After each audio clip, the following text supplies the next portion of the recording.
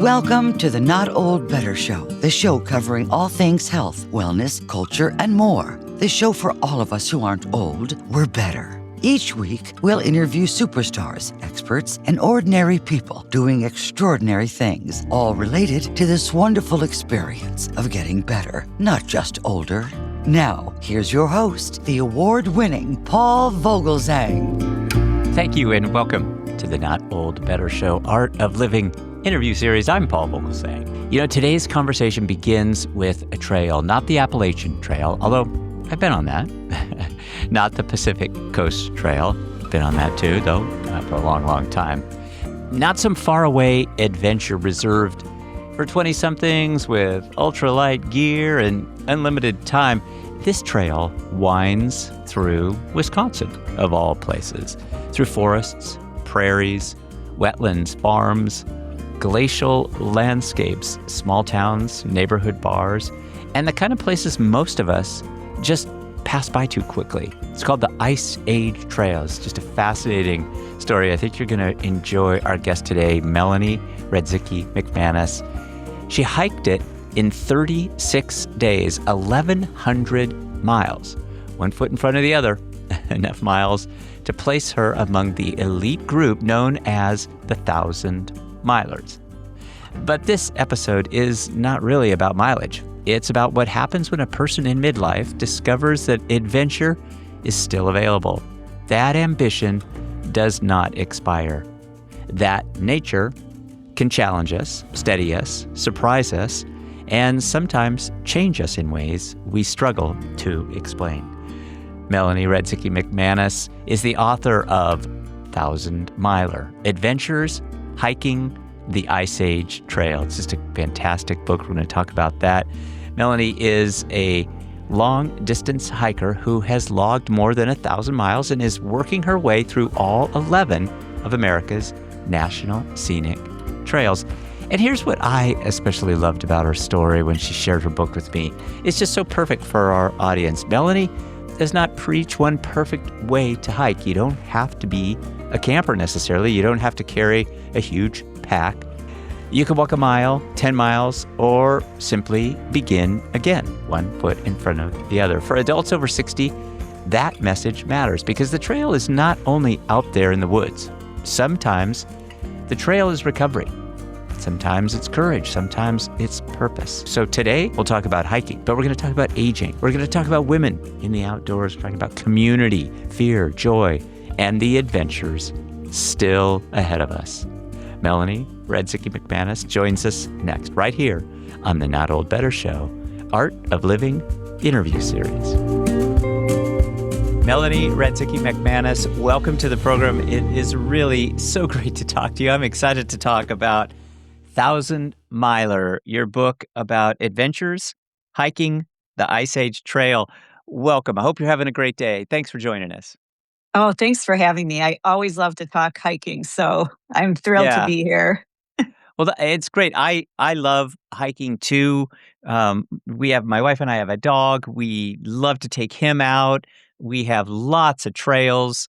As I was doing kind of some research of you, I found some of your work for the Minnesota Public Radio, and I found a really great article today, as a matter of fact, on the Lake Superior Trail.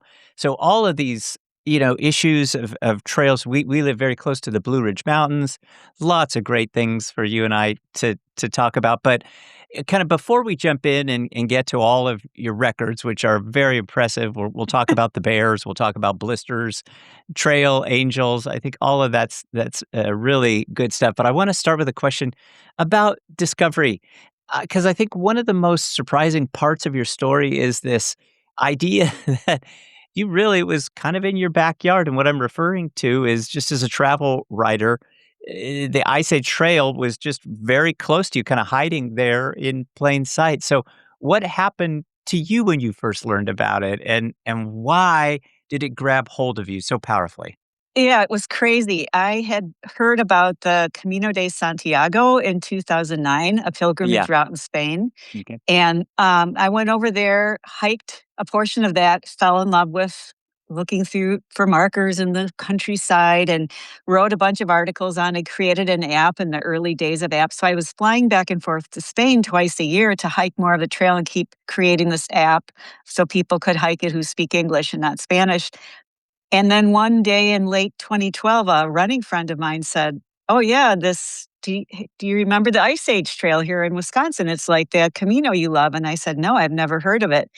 And it turns out, yes, there is a 1,200-mile hiking trail in my home state, all in one state. It's one of 11 national scenic trails, so it's in the same category as the Appalachian Trail. And I was just astonished. And I asked a few friends, family members, has anyone heard of this trail? No one had heard of it back then. And I just thought right away, I have to hike this because I knew how much I loved hiking the Camino. This would be in my own backyard. This would let me really explore the state that I love so much. And then I could also turn it into work because I thought, well, I haven't heard of it and I live here and I'm a travel writer. I'm sure a lot of other people haven't heard of it. So I got a bunch of article assignments, not a book, just writing articles about it. And that allowed me to take the time to hike/run the trail. It's so impressive. And your writing awards are very impressive too. We will have a link so that our audience can find out more about you, your work, and of course, your book, Thousand Miler. I think one of the things that I just loved about the story, because I really relate. My wife and I live in Northern Virginia, and Mhm. the Appalachian Trail is very close by. And honestly, I didn't really know how close. I knew it was somewhere around here, you know? but Right. but we kinda just decided one day that we would go out and find it and try it, and I just love that in your journey about backpacking, excuse that pun a little bit, you didn't say to yourself or to anyone out there, "I need the perfect gear. I have to be absolutely 100% certain and have the perfect knowledge, make sure it's the perfect timing."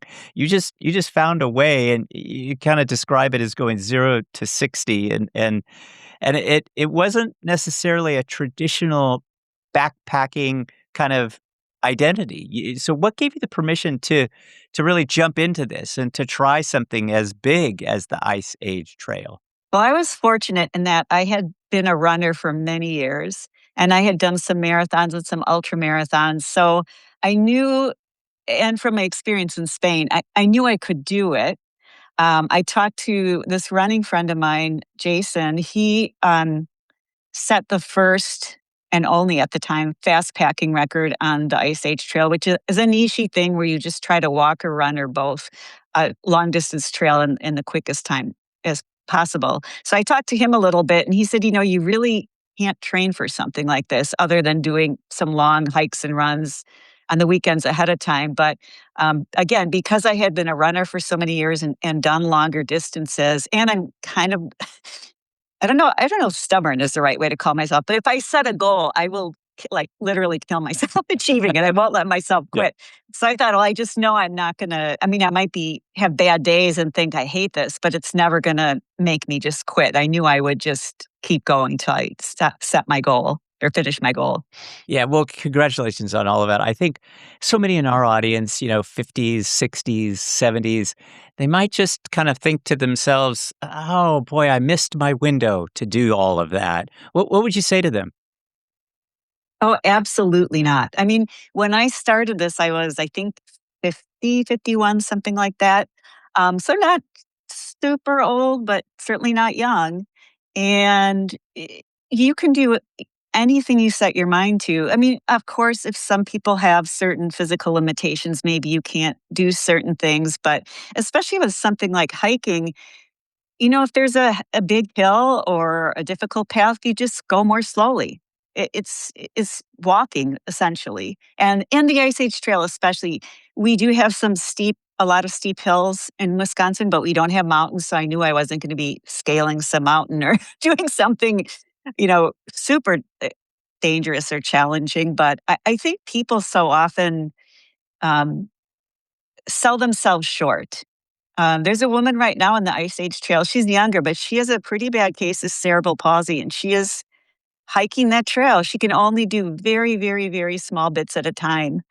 Um, but she's like, I want to do it, and I'm going to do it, and I don't care how long it takes me. So Yes, if this is something that piques your interest, do not think you can't do it just because you're whatever age. You can. Well, I want to talk to you about this competitive streak of yours because I think that's such a powerful element. It's something so human, and we all, I think, relate to the competitive side of the world. What did the goal mean to you, though, in your 50s? Because, certainly I'm 69. I'm not young at all, but I definitely have a competitive side, and I definitely feel like I want to go out and try some of these things. But, as a grown person, with work and family, and, maybe it took a little bit different kind of a drive to kind of set that goal in motion. What do you think about that? Initially think, oh, I'm going to try and do this goal. But when my friend Jason had told me about the trail and I knew he had set this record, I went to the website, which I had not been aware of it. And they have a list of thousand milers, which are people who finish the trail either by something called a section hike, which is where you hike little pieces of it over as long as you want, years, decades, or there's a through hike where you just hike the whole trail in one attempt. And back in the end of 2012, I started looking at the list and I just saw these men's names as the ones who had through hiked the trail. And I thought, ooh, maybe I could become the first woman to through hike it. And then I saw one woman's name and it's like, well, maybe two, the second or the third. Well, then there was a second name and then a third name. And I thought, oh, there's nothing that special about being the fourth woman to through hike it. But then I suddenly remembered my friend Jason and I thought, well, the three women who had through hiked it were not trying to set a speed record. And I thought, I know I can mix in some running with hiking because that's what I did when I was on the Camino in Spain. And then I can just say, I have the fastest women's through hiking time. So it's kind of a made up thing because really in the world of fast packing records, they usually don't split it into men versus women. It's just whoever has the fastest. But I thought, well, Jason's the only one that set a record. So I can just say I'm the fastest woman to through hike it because that would be true. And that is just something nice. Like I said, I did a lot of competitive running and racing. And when I was in my 30s, I was no superstar, but I could often win my age group in smaller races and things like that. Sometimes win the whole race if it was small enough. But then when you're in your 50s, you're not going to. You're just not going to win races. Or so this is just something that I thought would be fun to do. And it got me another story assignment too. Yeah, There you go. That's always worth it. right. Well, you are a writer, by trade, an excellent writer, and it's such a pleasure to be talking to you in that capacity too. But according to some of the research I found and some of the other material in the book, really you didn't imagine this whole process as being a book per se, and yet the trail, the Ice Age trails, kind of stayed with you. It wouldn't let you go. And you've said too in the book that it changed you. Oh, And so I wonder, please tell us about that change. yeah. I don't know why, but as a writer, I just thought I'm the kind who would write articles. I guess I was maybe thinking of books more as fiction, but in all the journalism conferences I went to over my career, I never went to a panel on publishing a book because I thought, I'm not going to do that. But yes, the trail, it's so hard to explain how the trail changed you, but especially if you're a little more type A like me, like you're always thinking, what doctor's appointments do the kids need? What holiday is coming up? What am I going to make for dinner? What cards do I need to send out? It's just go, go, go, go, go, go all the time. And when I was hiking on the Ice Age Trail, you only have to think about finding your way, eating, sleeping, drinking. I mean, there's none, the other stuff just kind of fades away and you don't realize how stressed you are until it's not there, if that makes sense. And so when I finished the trail, I just couldn't stop thinking about it. I wrote articles, as I said, I kind of made it a work and fun thing. And I had interviewed some of the other people I had met on the hike, which was not, there was only a handful of them. Because again, hiking was not quite a big thing or long distance hiking in the US at that time. And all these other people had um, different reasons for hiking, different methods for hiking. They all were saying they felt change too when they finished. And one day, it was like a year after, maybe half a year, I don't remember exactly. I just woke up one day and I thought, I have to write a book about this because I want other people to be able to experience this for themselves. They don't have to hike up, 1,200 miles, but to just get out in the woods, in the fresh air, and walking a lot, and know that there's no one way to hike. Like I didn't camp or back. I didn't have a big backpack. I had a little day pack. That's okay. That doesn't mean you're not as good as somebody who camps or has a big backpack. I've done that too now. But yeah, there's no right or wrong way to hike. There's no certain distance you have to hit to be considered a real hiker or anything like that. So um, yeah, I just suddenly wrote a book. It was kind of crazy. Melanie, I want to pause right here for just a moment because on the surface, this is just a remarkable hiking story. 36 days, 1,100 miles, just some amazing metrics and statistics, but just some beautiful scenery too. Wisconsin forests, prairies, wetlands, farms, small towns even. Glacial landscapes from the Ice Age Trail. Sore feet too. Wildlife worries, trail angels, and the kind of weather that makes a person question every decision that led them there.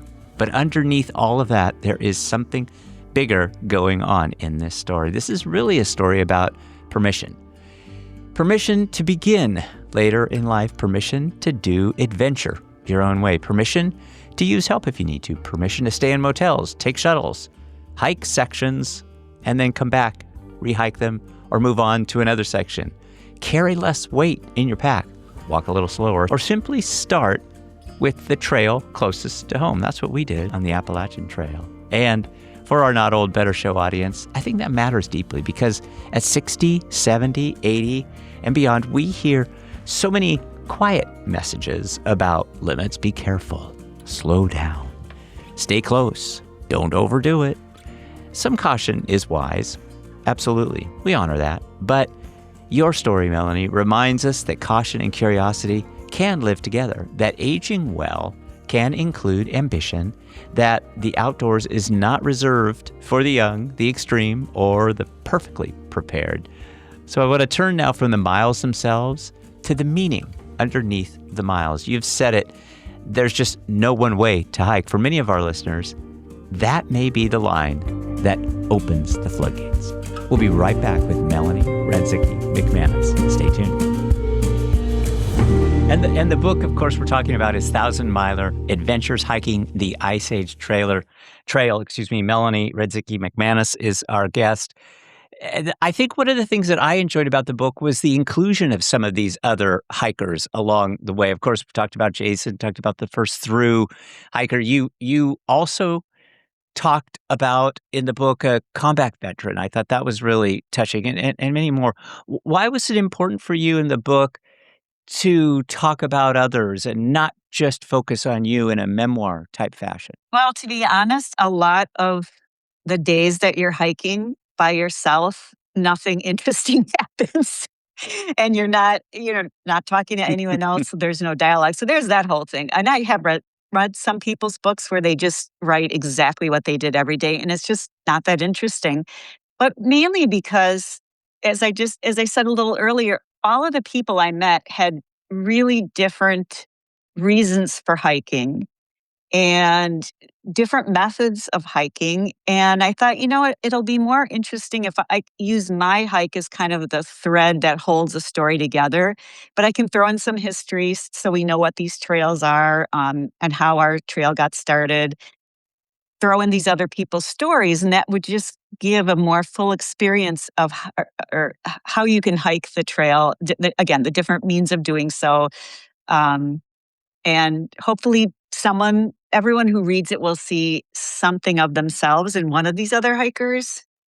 Yeah, I think that's an important element in kind of reframing all of this, because I do think as older adults, certainly my audience looks at things like accessibility and making their way and allowing us to see some of these other hikers gives us this sense that we can do it. Did you feel as though you had a strategy in place? Did you have to come up with more formal planning behind this? Was it just, well, I'm going to go out and I'm going to hike as far as I can on X particular day, and that'll be that day, and beyond it, I don't know. I'm a planner, and so I like to um, not set a goal, but actually have a reachable goal. It was a little different on the Ice Age Trail because this is my first really long distance hike where I was going for many weeks in a row. On the Camino, I was usually only gone maybe 2 weeks tops at a time.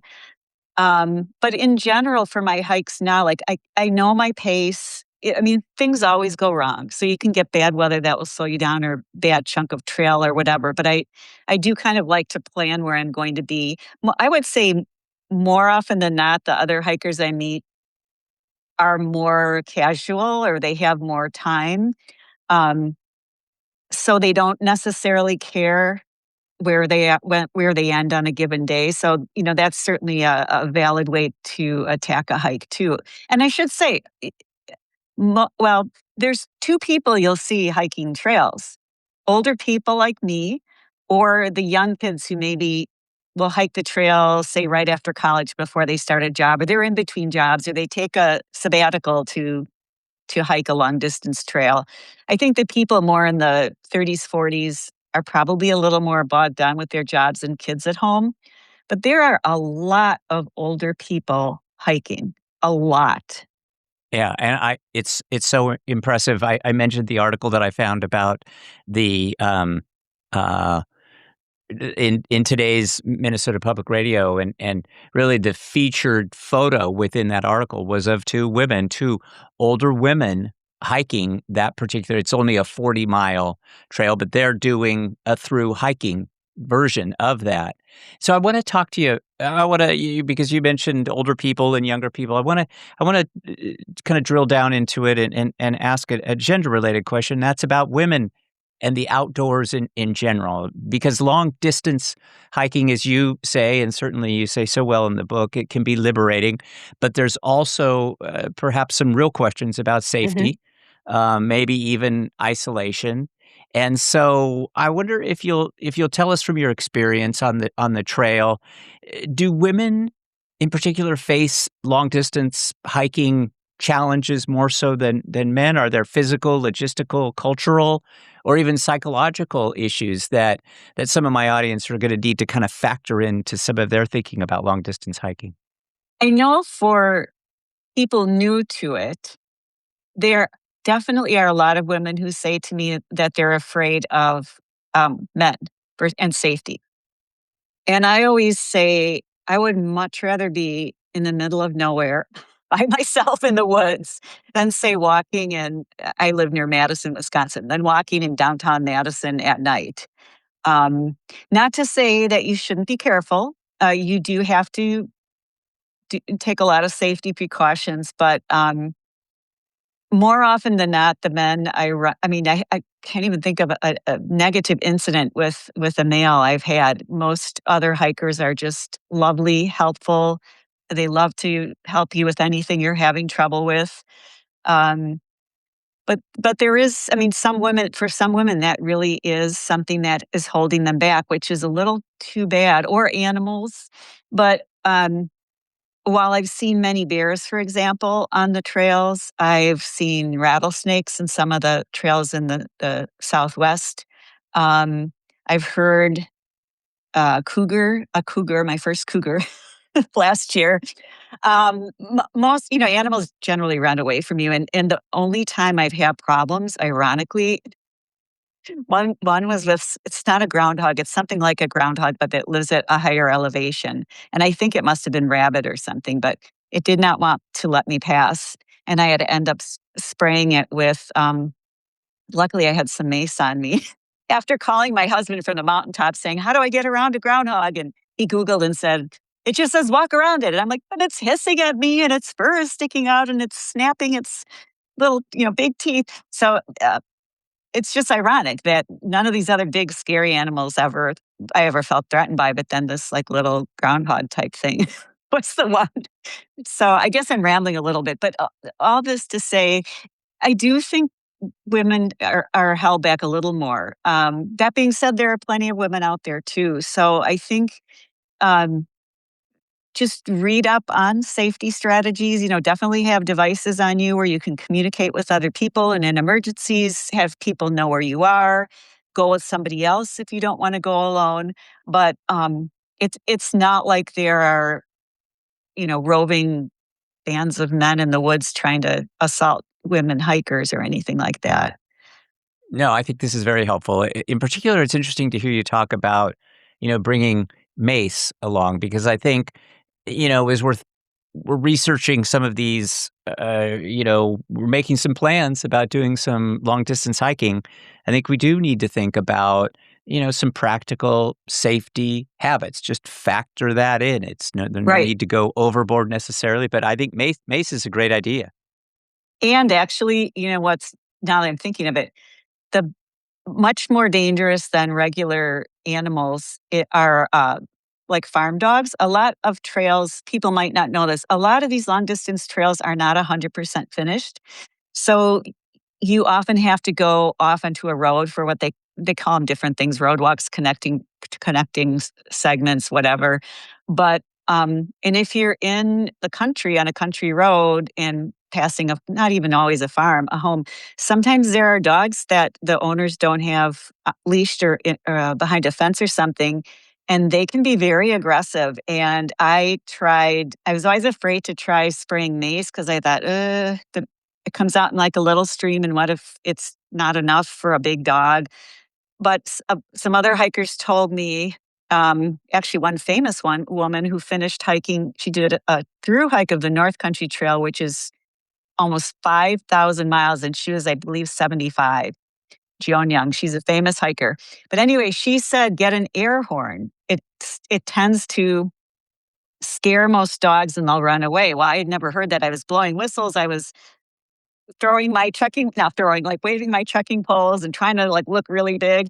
And then I got this air horn, and so far it's worked pretty well. So that would be another thing um, that you can look into if you're going to hike and a little worried about dogs or any other animals, I guess. The positive aspect in all of this is the people, as you just so nicely uh, tell us in your book. And it was really interesting to me because the stereotype of hiking, long distance hiking, perhaps particularly, is one of isolation. It's kind of being out there alone against all the elements. But your story in particular, which I just loved, it's so positive. You talk about other people, trail Yeah. angels in particular. There were fellow hikers, some friends that you made along the way, even strangers that were there to help at exactly the right moment. So I wonder, what was it about the Ice Age Trail that taught you about this idea of community out in the outdoors? Yeah, I think it was just, as you said, it was the experiences I had when I started the Ice Age Trail. Most of these long distance trails, not all, but most of them have trail associations that are affiliated with them, and they help raise money to maintain the trail, build more new sections, etc. And they do have these volunteers called trail angels that will do whatever they want to do. Maybe shuttle you if you're hiking for the day, shuttle you back to your car, or maybe they'll let you shower at their house, or they'll run you into town if you need a new pair of shoes or something like that. And they're often very knowledgeable about the trail, and of course their own little part of this whatever area you're in. So, but I hesitated to call them because I thought, oh, I don't know if I should be bothering people. But then when I needed to, what I found out was people who volunteer to do this are super passionate about both the trail and helping hikers enjoy the trail in their area. So not only can they help you out when you really need it, but you learn so much about the area you're in. They'll point out, oh, look at this over here, and this is back from whatever era, or this is why we have this, and they're just so excited that you're hiking on their part of the trail.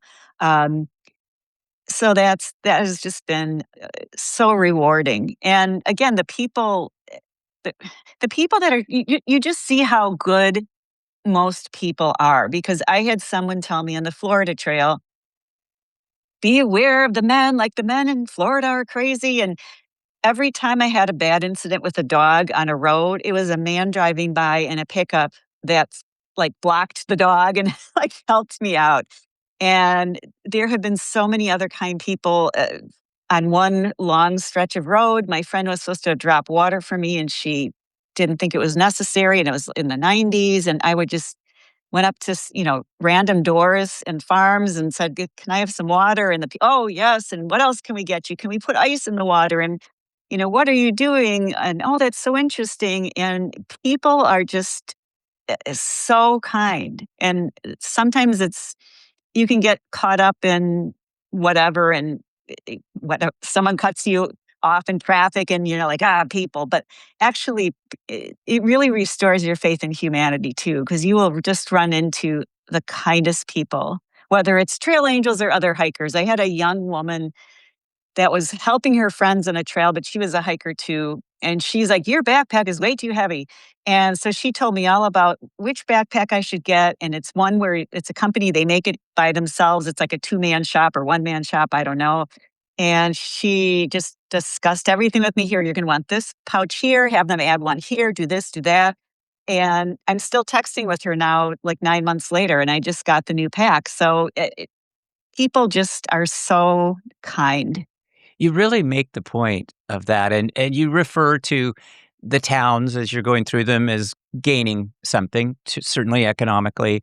Yes. But it wasn't just that, it was a more of a cultural and a social this idea of community just jumped out at me, and so I wondered as you were talking just now too, do you think it's helped you see America more honestly? Certainly more honestly than maybe time on the highway or in an airport might. Oh, absolutely. I mean, besides just seeing Mhm. um, the beauty of this country, um, you can see it. How do I want to say this? You can see some areas where there's really a lot of struggling communities too, and then just talking with people, whatever phase of life they're in, um, it, you just learn how do I? Sorry, I'm not being very eloquent here, but No, you're doing great. This is but wonderful. no, I mean, Yeah. it's because you can, like, I'm here in Wisconsin and I'm near Madison. So I know Wisconsin and I know Madison, but I still don't know like rural Wisconsin, what the people are like there, what they're dealing with, le- much less all these other states. So it just gives you it gives you a window into, other people in this nation, and you just get uh, a fuller picture of struggles, whether that's just something like, oh, in this state, in this part of the country, they have to deal with all of these floods or yeah, snowfall things, or you'll see different warning signs, flood measure zone, or, oh, I didn't think about that because we don't typically have big floods in Wisconsin, or whatever it might be. Um, yeah, sorry, I don't feel like I answered that very well, but uh, No, that was great. No, I think that was exactly I kind of was hoping to hear that because I do think that, there's something, very apparent about, life as you're walking through a community, getting to know people just kind of one by one, as opposed to seeing everybody huddled in a mass, mhm. it just is a different mindset. It's nice to hear about the support. It's nice to hear about the esprit, the certainly the good natured elements of the trails. I love hearing that, and I think that that's very positive. I think we need to hear some of that these days. And so I have a question too that kind of came up as you were just talking. You used the word struggles, and so I have a question about that. But struggles related to kind of our human frailty, because I think as we age, we certainly have lots of issues with our joints and old injuries. Kind of there are balance concerns that many of us have, and even medications that we're taking that give us this sense of, a body that is becoming a bit more frail. Yet we definitely have a desire to move. I certainly do. And so I wondered what was it about this experience, the Ice Age Trail, and then all of your additional hiking, that it's taught you about you're listening to your body. What has that taught you? What have you learned? Yes, it's always important to listen to your body. I'm generally good at that, I think, from all the years of running, but I also will tend to push myself too much. And the older I'm getting and have to be more realistic. I can't hike as fast as I used to. I can't hike as many miles in a day as I used to. I am very aware of balance issues, especially now that I'm tackling some of these more difficult trails out west. So I do core exercises every single day, as even when I was young, I tend to be kind of a klutz and trip and stuff like that.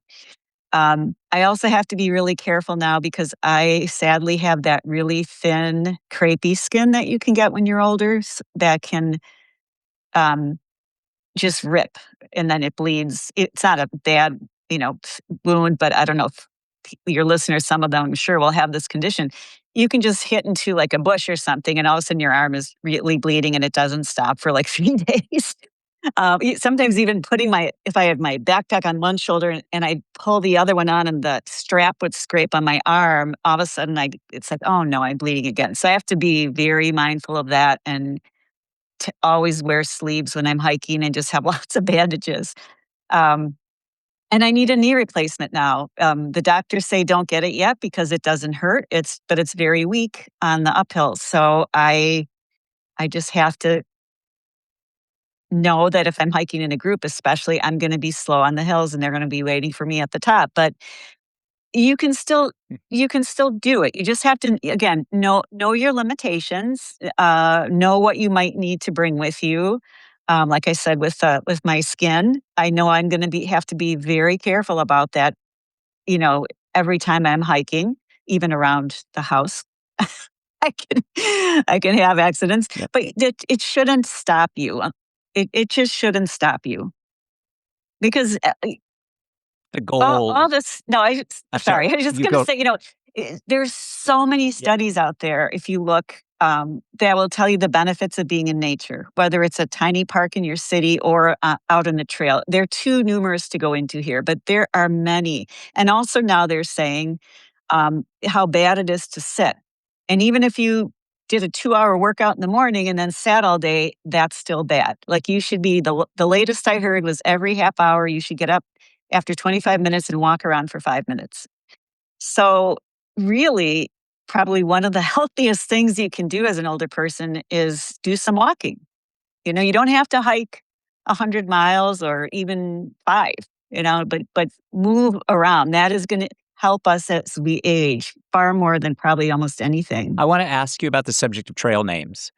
Because I think every great trail story has at least one funny element to it, and yours isn't funny necessarily, but there's a good story behind it. And your trail name was Valduri, I think, which was an inspired name from the Happy Wanderer. I'm reading this off of my notes, and then eventually you changed the name to Snowshoe. And I wonder, what did the trail name, kind of the evolution to Snowshoe, what did it teach you about your own identity, the community of people, and maybe not taking because you're smiling and laughing, and so what did it teach you about not taking yourself too seriously? Well, I don't know if it taught me that, but I took Okay. Valderie is how you say it, from the Happy Wonder. Valerie. And Good. I took that name, I gave it to myself. You can pick your own trail name or have someone bestow one upon you. And I just didn't want to get a silly trail name. So I'm like, Valderie, Uh, because my mom would have us sing Happy Wanderer when we hiked as kids. But there we go. Okay. my first hike or two, I just didn't run into other hikers because again, hiking really started taking off in America, longer distance hiking in like 2014, 15, 16, and now it's just skyrocketing. So there are way more people out there on the trails now, but those first few years, there just weren't that many people. And so I was hiking on the Florida trails several years after my Ice Age Trail adventures, and you start out hiking through a swamp. So they say try to hike with someone else. So I made some Facebook friends, and we all met and we were hiking, and they all had really easy trail names like Scout and Beerman and Boxcar, and they kept forgetting Valderie. And then or they didn't know how to pronounce it. And one night they all said, "We hate your name." Uh, and they said, "You can change it, you know." And so one of the women said, "You should be Ice Age because you keep telling us about the Ice Age trail." And I said, "Well, that makes me sound too old." And then she said, "You could be ice." And I'm like, "Well, that makes me sound really cold and distant." And then most of these people were from the South of Florida area. And I was the one from the big Great White North. So I thought, oh, snowshoe, because there's snow back home in Wisconsin, and snowshoeing is basically hiking in the snow. And it just seemed like a happy name. So I am now Snowshoe, not Valderie. Yeah, I do remember. So as you mentioned, as you pronounced that for me, Valderie, I remember because the chorus is kind of Valderie, Valdera. Yeah. I do remember that a little bit. So I want to bring this home for our audience that, they might not be in that 1,100-mile kind of category. And, maybe they're, caring for a spouse. Maybe they're caring for themselves. Maybe they're rebuilding their lives after some loss, or maybe they're just trying to get out and have a walk around the block every 30 minutes. So for somebody who probably isn't going to be a member of the 1,000-miler club, an official member, what is kind of a smaller, everyday version of the lessons that you've learned that you want to leave our audience with? Well, I think I've kind of said before, but it just move. Whether it's walking through your backyard, maybe it's walking to the mailbox to get the mail, maybe it's going to a local park or walking around the block. It's just so healthy for you, mind and body, because when you go out too, you might be running into friends and neighbors that you can chat with a little bit, or maybe taking the dog for a walk, getting that nice fresh air in, keeping our bodies moving. And if you do want to try a trail, you don't have to hike the whole thing. You can ask a local trail official what's the easiest section or what's the most urban section, because I don't really want to be in the woods by myself. So just do something where your body's moving and in the outdoors if you can. And I really think you'll see a transformation, even with something as modest as walking around outside every day. So that's, I guess, what I think is the biggest lesson, perhaps. Melanie Radzicki McManus, so nice of you to join us, author of this new book. Thank you so much for your generous time. Thanks for sharing the book with me, too. I just loved it. I want to recommend it to our audience, many of whom are hiking already, but those who aren't, the book is inspirational. All of Melanie's writing is wonderful. We'll have links so that our audience can find out more about Melanie and all of her writing, as well as her book, 1,000-Miler, Adventures Hiking the Ice Age Trail. Thanks, Melanie. Be well, and please come back and join us again. I'd love to talk to you more. I could talk to you all day about this subject. But well, and I love to talk about hiking, so thanks so much for having me. Of course, and I enjoyed it. Thank you. Have a great rest of your day. You too. Bye. Melanie Radzicki McManus reminds us of something we all need to hear. The trail does not have to be famous to change your life. You don't have to be on the Appalachian Trail, the Pacific Coast Trail. The adventure does not have to be perfect to count, and you do not have to begin young to begin well. Melanie Radzicki McManus' story starts on Wisconsin's Ice Age Trail with forests, prairies, wetlands, farms, glacial landscapes, small towns, sore feet, uncertainty, humor, and courage. But it reaches far beyond those 1,100 miles, because what Melanie offers us is more than a hiking memoir. She offers permission to start where you are, permission to take the shuttle, permission to sleep in a motel, permission to hike one section one morning, 1 mile, one honest step, 1 foot right in front of the other. And for those of the Not Old Better community, that matters, because aging well is not about pretending the body never changes. It does. It's not about ignoring risk.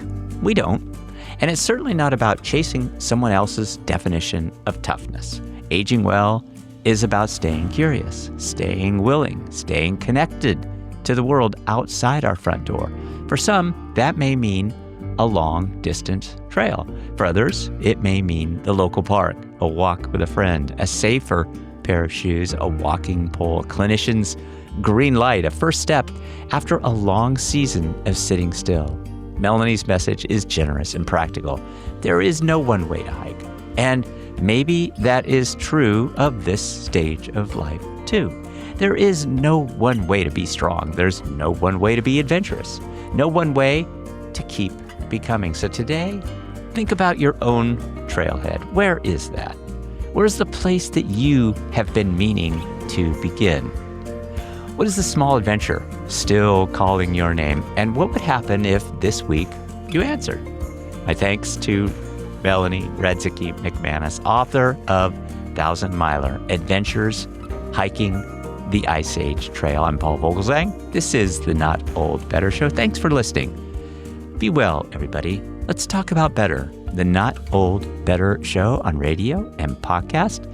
Thanks, everybody. Stay steady. Keep moving. Remember, the adventure may be closer than you think. We'll see you next time.